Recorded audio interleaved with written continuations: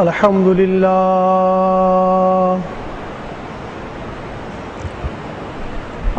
لله نحمده ونستعينه ونستغفره ونؤمن به ونتوكل عليه ونعوذ بالله من شرور أنفسنا ومن سيئات أعمالنا من يهده الله فلا مضل له ومن يضلله فلا هادي له ونشهد أن لا إله إلا الله وحده لا شريك له ونشهد أن محمدًا عبده ورسوله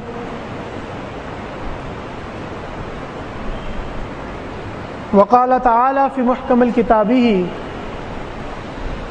فأعوذ بالله من الشيطان الرجيم بسم الله الرحمن الرحيم سبحان الذي أسرى بعبده ليلا من المسجد الحرام إلى المسجد الأقصى الذي باركنا حوله لنريه من آياتنا إنه هو السميع البصير وقال رسول الله صلى الله عليه وسلم لما كذبتني قريش فقمت في الحجر فجل لي بيت المقدس فتفقت أخبرهم عن آياته وأنا أنظر إليه أو كما قال عليه الصلاة والسلام۔ تمام تعریفیں اللہ رب العزت کے لیے جو تمام جہانوں کا پالنے والا ہے، ہم سب کا خالق و مالک ہے۔ تمام درود و سلام کے تحفے سرکار دو عالم نور مجسم شاہ بنی آدم صلی اللہ تعالی علیہ وآلہ وسلم کی خدمت اقدس میں۔ مختصر سے حمد و صلوات کے بعد رب تعالیٰ کا احسان عظیم کہ اس نے ہمیں ایک موقع عنایت کیا کہ اس بابرکت شب کے اندر ہمیں اپنے گھر کے اندر بیٹھنے کا موقع دیا اور کچھ باتیں قرآن و سنت کے مطابق سیکھنے کا موقع دیا۔ الحمدللہ ہم خوش نصیب ہیں کہ رب تعالیٰ نے اس عظیم شب کے آغاز کے وقت ہی ہمیں اپنے گھر میں آنے کا موقع دیا۔ موضوع معراج النبی صلی اللہ علیہ وسلم۔ آپ سب کو اس بات کا علم ہونا چاہیے کہ آج کی شب شب معراج کے نام سے منسوب ہے۔ اس کے اندر کیا حکمتیں پوشیدہ ہیں، کیا رموز اس کے اندر پوشیدہ ہیں اور کن باتوں کا جاننا ضروری ہے، اس لیے اس موضوع کا انتخاب کیا گیا تاکہ لوگوں تک قرآن و سنت کی روشنی میں اسلام کی صحیح تعلیمات پہنچ سکیں اور ہم اپنی زندگی کو شریعت مطہرہ کے مطابق بسر کرنے کی کوشش کریں۔ آج کی شب شب معراج اور یہ شب رجب المرجب کی 27ویں شب کہلاتی ہے۔ یہ عظیم شب کہ اس رات رب تعالیٰ نے حضور صلی اللہ علیہ وآلہ وسلم کو اس دنیا سے آسمانوں تک، آسمانوں سے سدرۃ المنتہا تک اور سدرۃ المنتہا سے لے کے فکانہ قاب قوسین او ادنیٰ کے مقام تک سیر کرائی۔ ان باتوں کا ذکر کلام پاک کے اندر موجود، احادیث مبارکہ کے اندر موجود۔ یہی باتیں آج آپ کے سامنے بیان کرنا مقصود ہے کہ ہمارا عقیدہ کیا ہے، ہم اس کو جانیں، قرآن و سنت کیا سکھاتی ہے ہم اس کو جانیں، اور شریعت مطہرہ کے مطابق زندگی بسر کریں۔ رب تعالیٰ نے اس شب سے متعلق اپنے پاک کلام کے اندر بیان کیا، اور ان الفاظ کے ساتھ اپنے کلام کو مزین کیا، سبحان الذی، پاک ہے وہ ذات، اسرا بعبدہ لیلا من المسجد الحرام الی المسجد الاقصی، پاک ہے وہ ذات جو لے گئی اپنے عبد خاص کو رات کے ایک قلیل حصے کے اندر مسجد حرام سے مسجد اقصی تک، الذی بارکنا حولہ، کہ جس کے ارد گرد ہم نے اپنی نشانیاں رکھی ہیں، برکتیں رکھی ہیں، لنریہ من آیاتنا، کہ تاکہ ہم اپنے حبیب کو اپنی کچھ نشانیاں دکھا سکیں۔ انہ هو السمیع البصیر، اور بے شک تمہارا رب خوب سننے والا اور خوب دیکھنے والا ہے۔ یہ اس آیہ کریمہ کا ترجمہ۔ اس کے ایک ایک لفظ کے اوپر گفتگو کی جائے تو وقت کم ہو جائے گا، الفاظ کم ہو جائیں گے، لیکن اس کا حق ادا نہیں ہو سکے گا۔ وقت مقررہ کے اندر اپنی تقریر کو ختم کرنا اور پورا پیغام آپ تک منتقل کرنا، اس کو ضروری سمجھا گیا۔ چلتے ہیں آیہ کریمہ کی طرف اور اس کے ایک ایک لفظ کے اوپر غور کرتے ہیں، اس سے کیا سبق ہمیں ملتا ہے اس کو سمجھنے کی کوشش کرتے ہیں۔ رب تعالیٰ قرآن پاک کے 15ویں سپارے کی سورہ بنی اسرائیل کی پہلی آیت کے اندر ارشاد فرماتا ہے، سبحان الذی، کہ پاک ہے وہ ذات، ہر عیب سے، ہر نقص سے، ہر برائی سے۔ کس کی ذات؟ اللہ عز و جل کی ذات۔ رب تعالیٰ نے اس شب کا ذکر کیا اپنے پاک کلام کے اندر، اور ذکر کی ابتدا میں اپنا ذکر کیا۔ کس لیے؟ وہ اس وجہ سے کہ اگر تا قیامت لوگ حضور صلی اللہ علیہ وسلم پر اعتراض کرتے رہیں گے، یا ان کا یہ اعتراض اٹھتا ہے کہ یہ کس طرح ممکن ہو سکتا ہے کہ ایک بشر اس زمین سے 7 آسمان تک اور سدرۃ المنتہا سے واپس بھی آ جائے رات کے قلیل حصے میں، یہ کیسے ممکن ہو سکتا ہے؟ تو رب تعالیٰ نے ان تمام اعتراضات کا جواب دینے کے لیے سب سے پہلے اپنا ذکر رکھا کہ پاک ہے وہ ذات،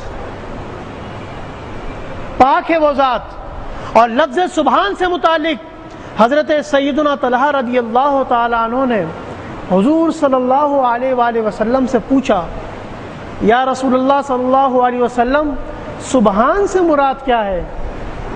تو آپ علیہ الصلوۃ والسلام نے بیان کیا، تنزیہ عن کل سوء، کہ وہ ذات جو ہر قسم کے عیب سے، نقص سے پاک ہو، اس ذات کو سبحان کہا جاتا ہے۔ اور وہ ذات کس کی؟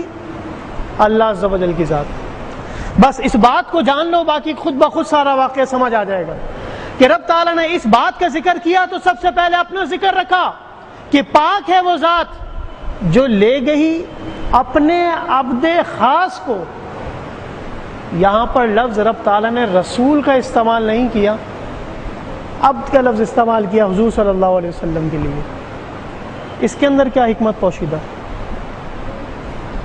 مفسرین نے اس بات کو بیان کیا کہ لفظ عبد سے مراد وہ جو جسم اور روح دونوں کے ساتھ ہو، جسم اور روح کا مجموعہ ہو، مرکب ہو، وہ عبد کہلاتا ہے۔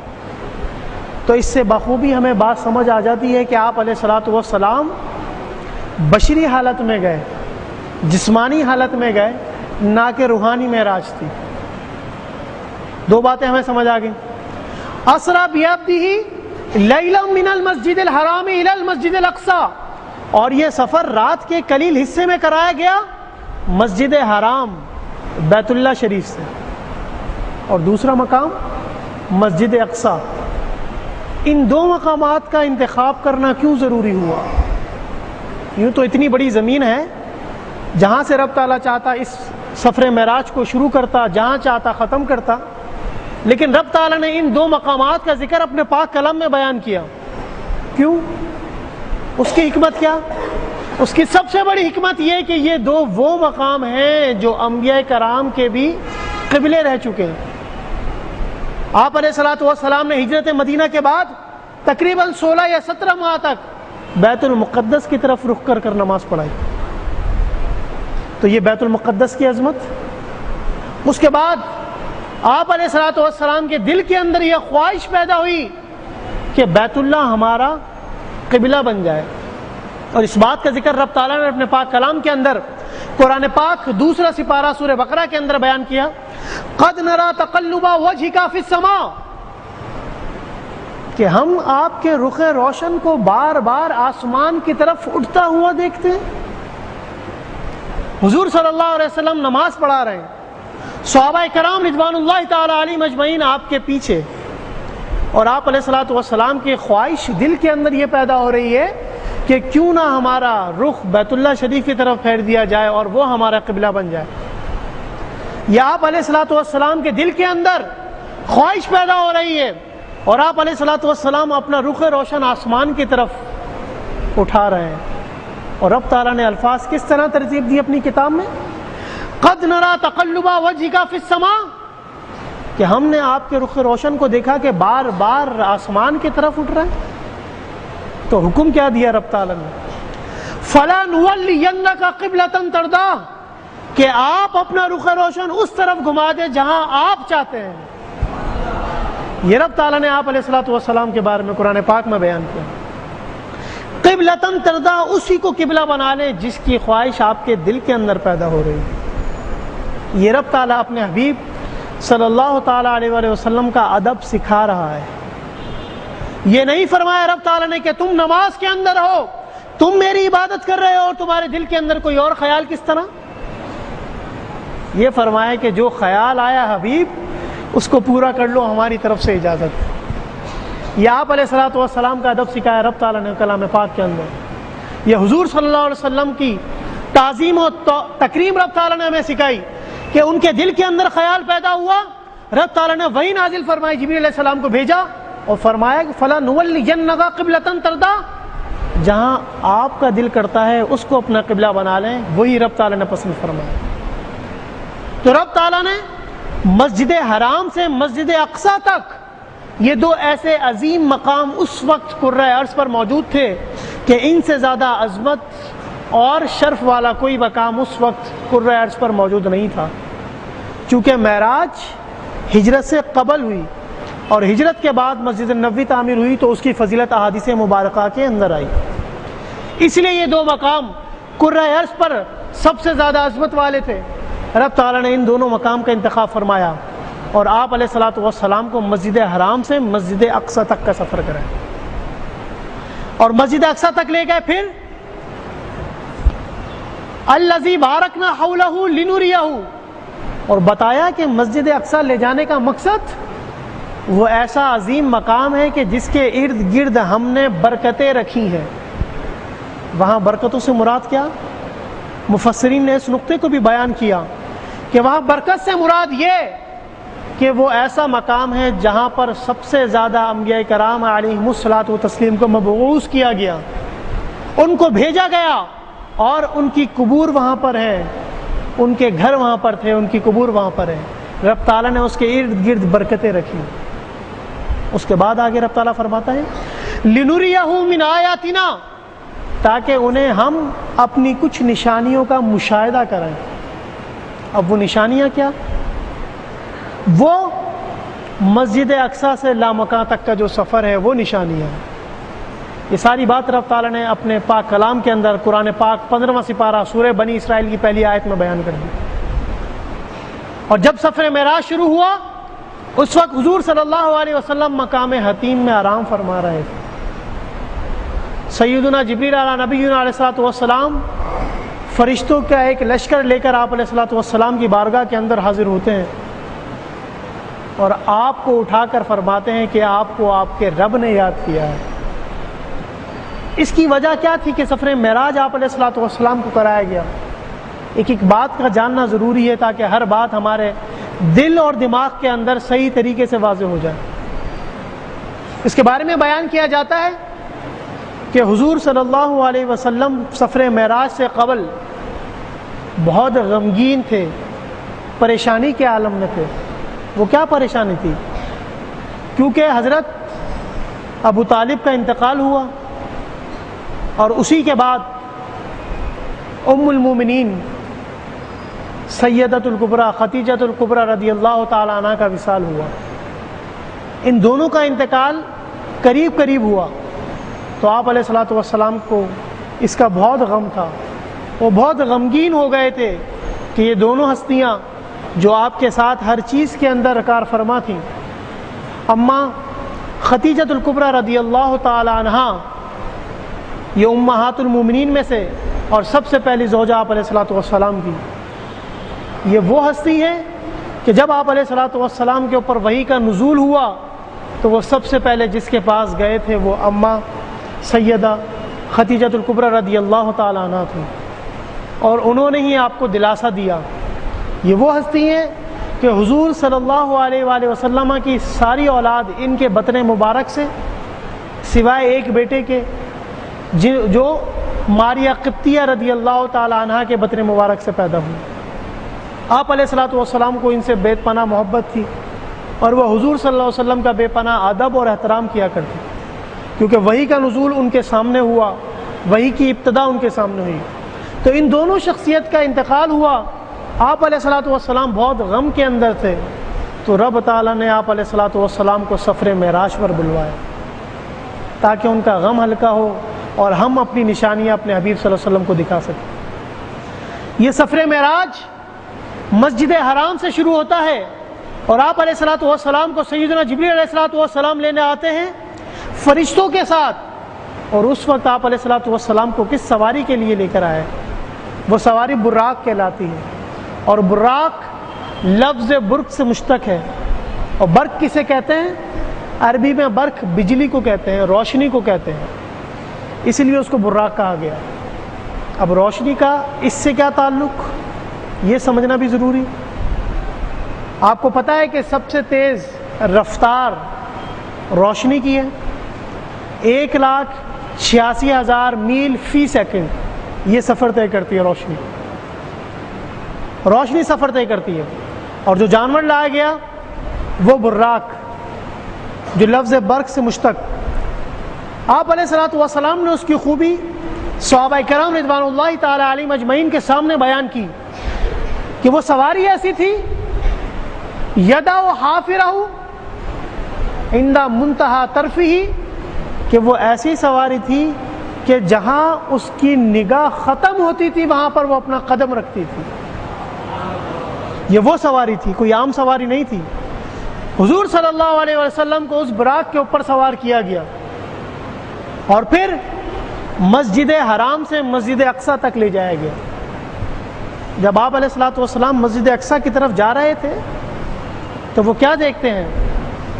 سیدنا موسیٰ علیہ نبینا علیہ الصلوۃ والسلام اپنی قبر انور کے اندر نماز ادا فرما رہے ہیں۔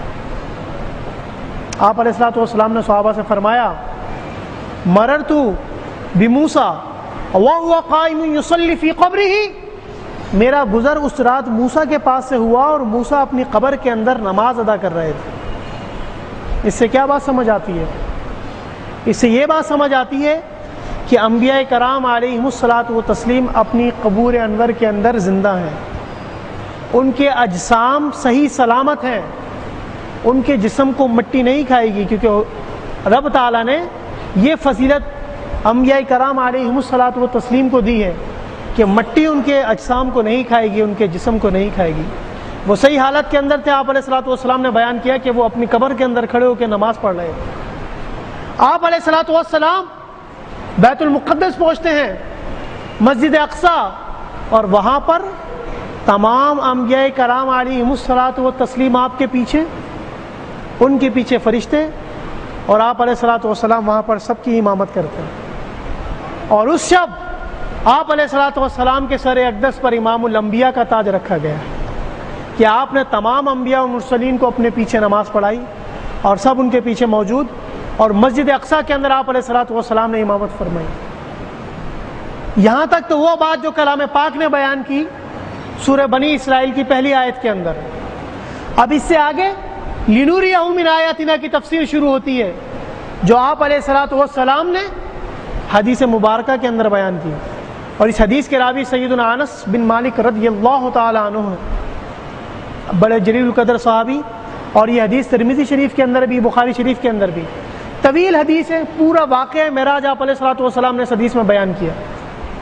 اس کے کچھ حصے آپ کے سامنے بیان کرتا ہوں۔ آپ علیہ الصلوۃ والسلام نے واقعہ معراج بیان کیا۔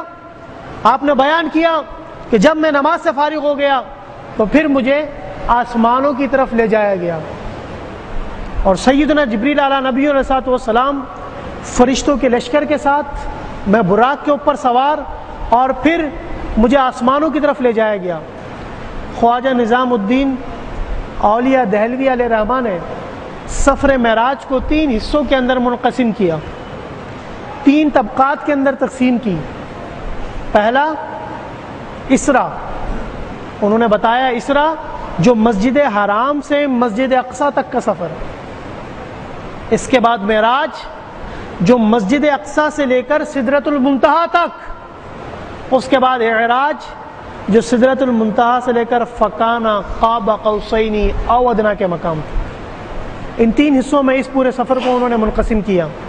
اب سفر معراج شروع ہوا۔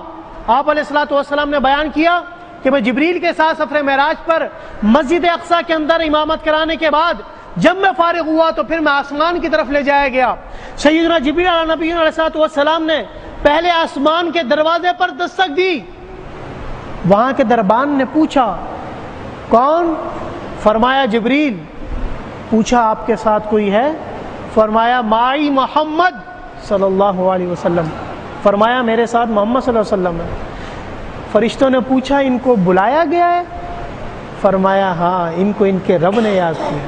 تو انہوں نے دروازہ کھولا اور آپ علیہ الصلوۃ والسلام پہلے آسمان کی طرف، وہاں آپ کی ملاقات سیدنا آدم علی نبینا علیہ الصلوۃ والسلام سے ہوتی ہے، اور وہ حضور صلی اللہ علیہ وسلم کو مرحبا مرحبا کہہ کر پکارتے ہیں، کہتے ہیں میرے بیٹے اور میری اولاد میں پیدا ہونے والے پیغمبر، مبارک ہو تمہیں تمہارے رب نے یاد کیا۔ ادھر آپ علیہ الصلوۃ والسلام کی ملاقات پہلے آسمان پر حضرت آدم علی نبینا علیہ الصلوۃ والسلام سے ہوئی، اس کے بعد اسی طرح دوسرے آسمان پر پہنچے، وہاں پر دستک دی، پوچھا کون؟ فرمایا جبریل۔ پوچھا آپ کے ساتھ کوئی ہے؟ فرمایا ہاں میرے ساتھ محمد صلی اللہ علیہ وسلم ہے۔ پوچھا کیا ان کو بلایا گیا؟ فرمایا ان کو بلایا گیا ان کے رب نے۔ دوسرے آسمان کا دروازہ کھلتا ہے، آپ علیہ الصلوۃ والسلام دوسرے آسمان پر، یہاں آپ کی ملاقات سیدنا یحییٰ علی نبینا علیہ الصلوۃ والسلام اور سیدنا عیسیٰ علی نبینا علیہ الصلوۃ والسلام سے ہوئی۔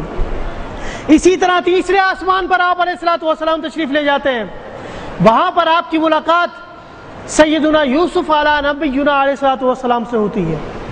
اسی طرح چوتھے آسمان کی طرف، وہاں پر آپ کی ملاقات سیدنا ادریس علی نبینا علیہ الصلوۃ والسلام سے ہوتی ہے۔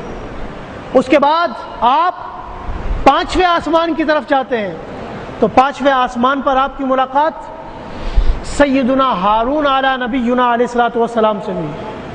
اس کے بعد 6ٹھے آسمان پر، وہاں پر آپ کی ملاقات سیدنا موسیٰ علی نبینا علیہ الصلوۃ والسلام سے ہوئی۔ اس کے بعد 7ویں آسمان کی طرف آپ پہنچتے ہیں، تو وہاں پر آپ کی ملاقات سیدنا ابراہیم علی نبینا علیہ الصلوۃ والسلام سے ہوئی۔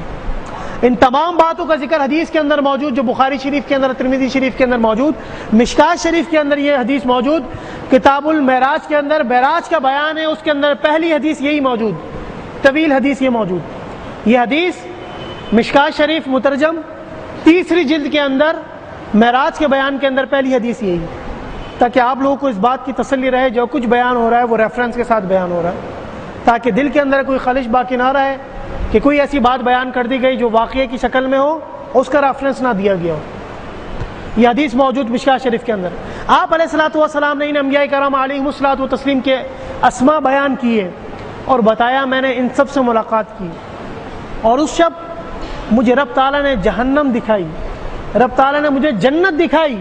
اس وقت میں نے ایسے لوگوں کو ملاحظہ کیا کہ جو عذاب کے اندر مبتلا تھے، بڑی بڑی آگ کی کینچیوں سے ان کے چہروں کو مسح کیا جا رہا تھا، ان کے ہونٹوں کو کاٹا جا رہا تھا۔ آپ علیہ الصلوۃ والسلام نے بیان کیا کہ اس شب میں نے ایسی خواتین کو دیکھا کہ جو سر سے لے کے پاؤں تک عذاب کے اندر۔ پوچھا کیوں؟ آپ علیہ الصلوۃ والسلام کو بتایا گیا کہ یہ وہ خواتین ہیں جو ایک دوسرے کی غیبت، چغلی اور اس قسم کی باتوں کے اندر، ایسے مردوں کو میں نے ملاحظہ کیا۔ ان کے بارے میں میں نے پوچھا جبریل سے، جبریل نے فرمایا، انہوں نے بتایا کہ حضور صلی اللہ علیہ وسلم کو اس بات کا بتایا کہ یہ ایسے مرد ہیں جو جھوٹ بولا کرتے تھے، غیبت کیا کرتے تھے، یا جو کہتے تھے اس پر عمل نہیں کیا کرتے تھے۔ آپ علیہ الصلوۃ والسلام کو ان تمام چیزوں کا مشاہدہ کرایا گیا، یہاں تک آپ علیہ الصلوۃ والسلام سدرۃ المنتہا تک پہنچتے ہیں۔ پھر ایک ایسا مقام آتا ہے کہ جہاں پر سیدنا جبریل علیہ نبینا علیہ الصلوۃ والسلام آپ کا ساتھ چھوڑ دیتے ہیں، اور کیا فرماتے ہیں کہ حضور اس سے ایک قدم بھی میں آگے بڑھا تو نورانیت سے میرے پر جل جائیں گے۔ اور الفاظ کی ترتیب کس طرح؟ لو دنوت انملۃ لاحترقت۔ کتاب الشفا کے اندر، شرح شفا کے اندر ملا علی قاری علیہ رحمٰن نے پہلی جلد کے اندر اس بات کو نقل کیا۔ انہوں نے بتایا کہ سیدنا جبریل علیہ نبینا علیہ الصلوۃ والسلام نے حضور سے فرمایا کہ حضور اگر انگلی کے پورے کے برابر، اگر اتنا بھی میں آگے بڑھا تو نورانیت سے میرے پر جل جائیں گے، اس سے آگے جبریل نہیں جا سکتا، یہ جبریل کی حد ہے۔ یہاں تک سیدنا جبریل علیہ نبینا علیہ الصلوۃ والسلام رک گئے، اس سے آگے آپ علیہ الصلوۃ والسلام کو بلایا گیا۔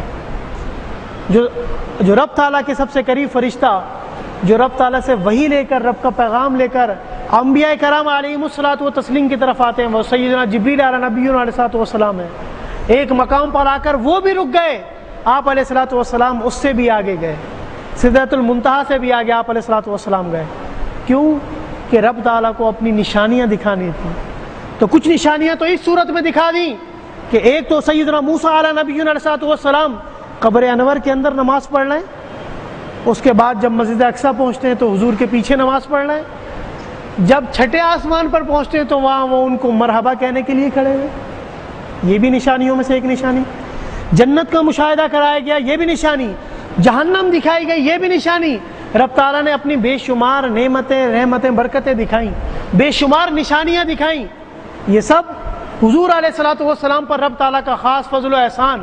پھر آپ علیہ الصلوۃ والسلام اس مقام پر پہنچتے ہیں جس کو رب تعالیٰ نے اپنے پاک کلام کے اندر بیان کیا، فَكَانَ قَابَ قَوْسَيْنِ أَوْ أَدْنَىٰ، کہ وہ مقام کہ حضور علیہ الصلوۃ والسلام اپنے رب کے دو قوسین کے قریب، دو کمانوں کے قریب پہنچ گئے، بلکہ اس سے بھی قریب۔ او ادنا کا ذکر رب تعالیٰ نے کیا قرآن پاک 27واں سپارہ سورہ نجم کے اندر، فَكَانَ قَابَ قَوْسَيْنِ أَوْ أَدْنَىٰ، کہ اس شب حضور صلی اللہ علیہ وسلم اپنے رب سے اتنے قریب ہوئے یہاں تک کہ دو کمانوں کا فاصلہ رہ گیا، بلکہ اس سے بھی زیادہ قریب ہوئے۔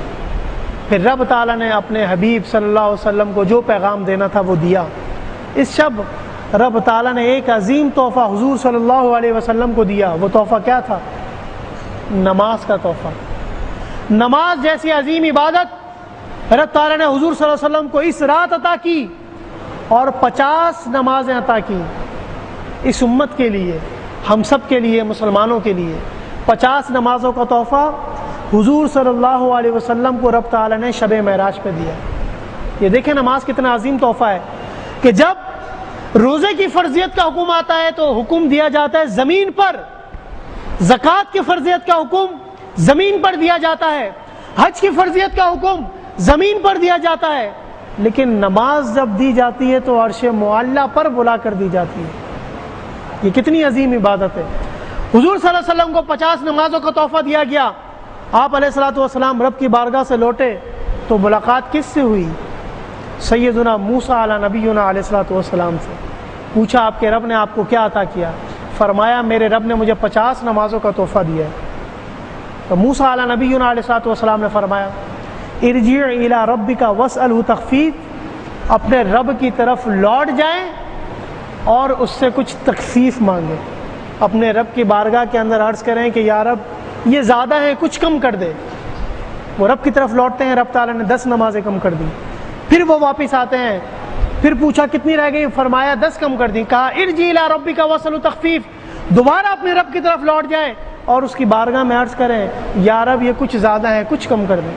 پھر کم کر دی، یہاں تک کہ 5 نمازیں رہ گئیں۔ پھر موسیٰ علیہ الصلوۃ والسلام نے دوبارہ فرمایا کہ ارجع الی ربک واسألہ تخفیف۔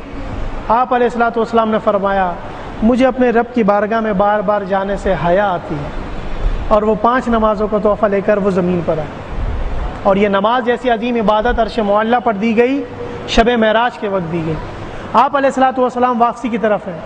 جب یہ واقعہ آپ علیہ الصلوۃ والسلام نے دوسرے دن صبح لوگوں کو بتایا تو کفار مکہ کو ایک بہت اچھا موقع مل گیا آپ علیہ الصلوۃ والسلام کا مذاق اڑانے کا، ان کو ایذا دینے کا، ان کو تکلیف پہنچانے کا۔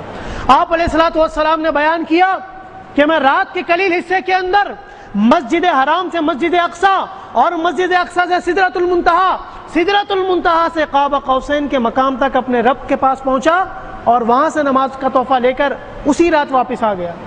تو انہوں نے کہا یہ کس طرح ممکن ہو سکتا ہے کہ ایک انسان اتنا طویل سفر اتنے قلیل وقت کے اندر کر لے؟ اس پوری گفتگو کا جواب ایک جملے کے اندر جو رب تعالیٰ نے اپنے پاک کلام کے اندر بیان کیا، فرمایا سبحان الذی، پاک ہے وہ ذات جو لے گئی اپنے عبد خاص کو، کہ اگر کوئی اعتراض ہے تو وہ رب تعالیٰ کی طرف لوٹے گا، کیونکہ رب تعالیٰ نے حضور صلی اللہ علیہ وسلم کو سیر کرائی، رب تعالیٰ حضور صلی اللہ علیہ وسلم کو لے گیا اپنی قدرت سے، اپنی حکمت سے، رب تعالیٰ لے گیا، حضور صلی اللہ علیہ وسلم خود نہیں گئے، رب تعالیٰ لے گیا۔ تو کوئی اعتراض ہوتا ہے تو وہ رب کی طرف جائے گا۔ تو فرشتوں نے اس بات کا اہتمام کیا کہ جس طرح رب تعالیٰ نے ان کو کہا اسی طریقے سے پورا سفر طے کرایا گیا، اور آپ علیہ الصلوۃ والسلام نے بات بیان کی تو کفار مکہ نے اس بات پر مذاق اڑایا، اور ابو جہل نے کہا اے کیسے ہو سکتا ہے، اس طرح کیسے ممکن؟ انہوں نے بولا کہ اگر اس طرح ہوتا ہے تو چلو، اس وقت قریش کے اندر ایک اور جلیل القدر شخصیت ہے، وہ کون سی؟ سیدنا ابو بکر صدیق رضی اللہ تعالیٰ عنہ کی۔ وہ اپنا لشکر لے کر ابو جہل ان کے دروازے پر گیا، دروازے پر دستک دی اور پوچھا اے ابن ابی قحافہ، تمہارا دوست محمد صلی اللہ علیہ وسلم وہ یہ کہتے ہیں کہ میں رات کے قلیل حصے کے اندر اتنا طویل سفر کر کے واپس آ گیا، کیا یہ ممکن ہے؟ قربان جائیے ابو بکر صدیق رضی اللہ تعالیٰ عنہ کی ذات پر۔ انہوں نے یہ نہیں کہا کہ اچھا ایسی بات ہے تو ذرا میں حضور سے مل لوں، ذرا 2-4 سوالات کر لوں، شاید ہے تم لوگ بات نہیں سمجھے، میں صحیح طریقے سے سمجھ کے پھر تمہیں جواب دے دوں۔ نہیں، انہوں نے یہ سنا کہ کس سے متعلق سوال کیا جا رہا ہے، فرمایا محمد صلی اللہ علیہ وسلم کے متعلق۔ تو سیدنا صدیق اکبر رضی اللہ تعالیٰ عنہ نے فرمایا کہ اگر یہ الفاظ محمد صلی اللہ علیہ وسلم نے کہیں تو میں پہلا شخص ہوں جو اس بات کی تصدیق کرتا ہوں کہ یہ حق ہے۔ یہ سیدنا صدیق اکبر رضی اللہ تعالیٰ عنہ کی شان کہ بغیر سوچے سمجھے اس بات کی تصدیق کر دی۔ کیوں کر دی؟ کیونکہ وہ اس بات کو جانتے تھے کہ حضور صلی اللہ علیہ وسلم کی زبان اقدس سے کبھی جھوٹ نہیں نکلا۔ وما ينطق عن الهوى ان هو الا وحی یوحى، کہ وہ کوئی بھی بات اپنی نفس کی پیروی کرتے ہوئے نہیں کہتے، یہ جو کچھ کہتے ہیں وہ وہی ہوتا ہے۔ سیدنا صدیق اکبر رضی اللہ تعالیٰ عنہ نے اس بات کی برملا تصدیق کی کہ حضور صلی اللہ علیہ وسلم نے اگر یہ الفاظ بیان کیے تو صدیق اس بات کی تصدیق کرتا ہے۔ اور جب آپ علیہ الصلوۃ والسلام کی بارگاہ میں آتے ہیں حضرت ابو بکر، تو آپ علیہ الصلوۃ والسلام ان کو کیا لقب دیتے ہیں؟ صرف صدیق نہیں کہا بلکہ صدیق اکبر کہا، صدیق اکبر رضی اللہ تعالیٰ عنہ، یہ لقب ان کو ملا۔ بعض لوگ شب معراج کا واقعہ سن کر حضور کی زبان سے اسلام سے نکل گئے، مرتد ہو گئے، اور بعض اس بات کے اوپر طنز و مزاح کرنے لگے، اور بعض لوگوں کا ایمان تقویت پکڑ گیا، اور ایک ذات حضرت ابو بکر کی بھی تھی جن کو لقب صدیق اکبر عطا ہو گیا۔ اور یہ بات کہ اتنا طویل سفر کس طرح ممکن ہو سکتا ہے؟ ایک اعتراض یہ کہ اگر یہ روحانی معراج تھی یا جسمانی، اس کا جواب بیابدی ہی سے ملتا ہے کہ آپ کہتے ہیں جسم اور روح دونوں چیزوں کا موجود ہونا، اس کو آپ کہتے ہیں۔ تو اس سے بات واضح ہوتی ہے آپ علیہ الصلوۃ والسلام نے بشری حالت کے اندر معراج کی، جسمانی معراج تھی، روحانی معراج نہیں تھی؟ اس کا دوسرا جواب یہ، اگر آپ علیہ الصلوۃ والسلام یہ بیان کرتے کہ میں خواب کے اندر ساتوں آسمان کی سیر کر کے آ گیا، تو کفار مکہ کو کیا پڑی تھی کہ اس بات کی تصدیق لیتے؟ خواب کے اندر کوئی کہاں سے کہاں چلا جائے، کوئی بھی جا سکتا ہے۔ صبح کوئی کہہ دے بھائی میں اتنی دور گیا، اس کی تصدیق کی ضرورت نہیں ہے، سند کی ضرورت نہیں ہے۔ کفار مکہ اس بات کو جانتے تھے کہ یہ جو اپنی زبان سے بیان کر رہے ہیں یہ حق ہے اور یہ جسمانی معراج ہے، اگر یہ خواب کے اندر ہوتی تو ہمیں پوچھنے کی حاجت ہی نہیں تھی۔ تو یہ جسمانی معراج تھی، خود ان کے اعتراض سے واضح ہوتا ہے۔ دوسری بات، آپ علیہ الصلوۃ والسلام نے کیا رب تعالیٰ کا دیدار کیا اپنے سر کی آنکھوں سے یا نہیں؟ اس کی دلیل قرآن پاک سے، وقت مختصر دلیل پیش کرتا ہوں۔ قرآن پاک 9واں سپارہ سورہ اعراف آیت نمبر 143، الفاظ کیا ہیں؟ سیدنا موسیٰ علیہ نبینا علیہ الصلوۃ والسلام رب کی بارگاہ کے اندر دعا کرتے ہیں، عرض کرتے ہیں، ذرا توجہ فرمائیے اس بات پہ۔ قال ربی ارنی انظر الیک، یا رب میں تیرا دیدار کرنا چاہتا ہوں۔ کون فرما رہے ہیں؟ موسیٰ علیہ الصلوۃ والسلام، قرآن پاک 9واں سپارہ سورہ اعراف آیت نمبر 143، 143۔ قال ربی ارنی انظر الیک، رب میں تجھے دیکھنا چاہتا ہوں، تیرا دیدار کرنا چاہتا ہوں۔ رب تعالیٰ نے کیا جواب دیا؟ رب نے یہ نہیں کہا کہ ہم اپنا دیدار نہیں کرائیں گے، رب نے فرمایا لن ترانی، موسیٰ تم ہمارا دیدار کر نہیں سکتے۔ موسیٰ علیہ الصلوۃ والسلام نے فرمایا قال ربی ارنی انظر الیک قال لن ترانی، رب تعالیٰ نے فرمایا کہ تم ہمارا دیدار نہیں کر سکتے، تمہاری آنکھ اس بات کی متحمل نہیں کہ ہماری تجلی برداشت کر سکیں۔ رب تعالیٰ نے یہ نہیں کہا کہ ہمیں کوئی دیکھ نہیں سکتا، رب تعالیٰ نے یہ فرمایا موسیٰ تم دیکھ نہیں سکتے۔ کیوں؟ کیونکہ اللہ اپنے انبیاء کرام علیہم الصلوۃ والتسلیم کی تعظیم و توقیر سکھاتا ہے۔ رب تعالیٰ نے انہیں جھاڑا نہیں کہ موسیٰ کا ایسا سوال کر دیا اپنے رب کی بارگاہ میں، رب نے فرمایا موسیٰ تم دیکھ نہیں سکتے، کیونکہ جھاڑنے سے دھتکارنے سے تو خود رب تعالیٰ ہمیں منع کرتا ہے۔ قرآن پاک 30واں سپارہ سورہ دہا آیت نمبر 10، کیا الفاظ؟ وَأَمَّا السَّائِلَ فَلَا تَنْهَرْ، کہ جب تم سے کوئی مانگنے آئے تو اس کو جھاڑو نہیں، اس کو دھتکارو نہیں، اس کو جھڑکو نہیں۔ یہ رب تعالیٰ تعلیم ہمیں قرآن پاک میں دیتا ہے، یہ تعلیم رب تعالیٰ کی طرف سے۔ موسیٰ علیہ الصلوۃ والسلام نے دیدار کی خواہش ظاہر کی، رب تعالیٰ نے فرمایا لن ترانی، موسیٰ تم دیکھ نہیں سکتے ورنہ جلوہ تو ہم دکھا دیں۔ اور بات یہاں پر ختم نہیں ہوئی، رب تعالیٰ نے فرمایا قال ربی ارنی انظر الیک قال لن ترانی، تو فرمایا کہ اس پہاڑ کی طرف دیکھو، اگر یہ اپنے مقام پر ٹھہر جائے تو تم ہمارا دیدار کر لو گے۔ موسیٰ علیہ السلام نے تو پہاڑ کی طرف دیکھا، رب تعالیٰ نے تجلی کی اور وہ پہاڑ ریزہ ریزہ ہو گیا۔ موسیٰ علیہ السلام اس دیدار کی تاب نہیں لا سکے۔ آپ علیہ الصلوۃ والسلام نے رب تعالیٰ کے اپنے سر کی آنکھوں سے دیدار کیا، یہ مختار قول ہے اہل سنت کی طرف سے، یہ مختار قول ہے۔ اور حضرت عبداللہ ابن عباس رضی اللہ تعالیٰ عنہ کی ایک روایت، اور حضرت ابو ذر نے اس بات کو پوچھا آپ علیہ الصلوۃ والسلام نے کہ آپ نے اپنے رب کا دیدار کیا؟ حضور نے فرمایا میں نے اپنے رب کو جہاں بھی دیکھا، جیسے بھی دیکھا، اس کو نور ہی پایا، رأیت ربی نورا۔ تو اس بات کی تصدیق کہ آپ علیہ الصلوۃ والسلام نے اپنے رب کا دیدار اپنے سر کی آنکھوں سے کیا۔ اور دوسری بات حضور صلی اللہ علیہ وسلم نے بیان کیا انکم سترون ربکم کما ترون القمر لیلۃ البدر، ان قریب تم اپنے رب کا دیدار کرو گے جس طرح تم اس 14ویں کے چاند کو دیکھ رہے ہو۔ آپ علیہ الصلوۃ والسلام نے یہ حدیث بیان کی، یہ حدیث ترمذی شریف جلد 2 کے اندر صفحہ نمبر 317 پہ موجود۔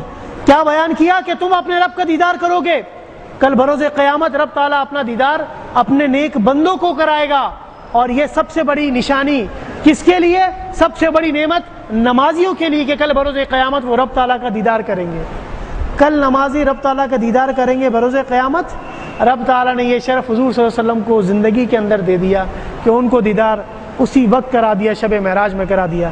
یا آپ علیہ الصلوۃ والسلام کی عظمت، ان کی برکت، ہم سب کو چاہیے کہ اس شب کے اندر خوب عبادت کریں، خوب اپنی نیکیوں کا اہتمام کریں اور رب تعالیٰ کی بارگاہ کے اندر دعا کریں کہ وہ ہمارے گناہوں کو معاف فرما دے۔